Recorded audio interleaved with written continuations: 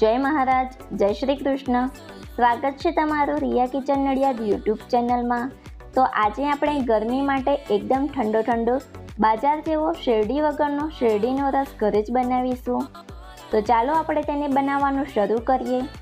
તો સૌથી પહેલાં આપણે એક બાઉલમાં 1 કપ ગોળ ઉમેરીશું અને 1 કપ પાણી ઉમેરીને આપણે ગોળને સારી રીતે ઓગળવા દઈશું.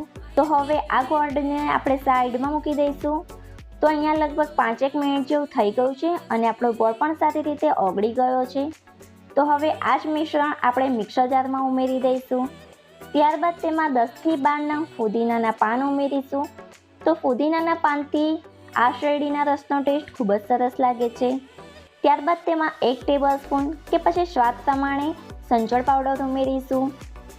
1 આખો લીંબુનો રસ ઉમેરી દઈશું.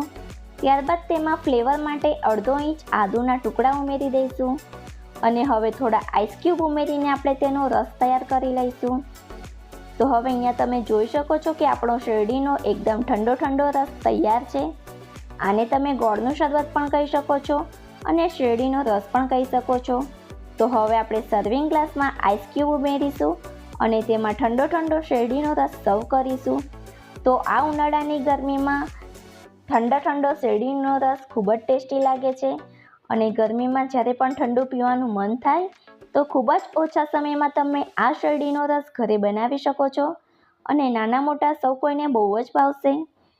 તો આ શેરડીના રસની રેસિપી જરૂરથી ટ્રાય કરજો.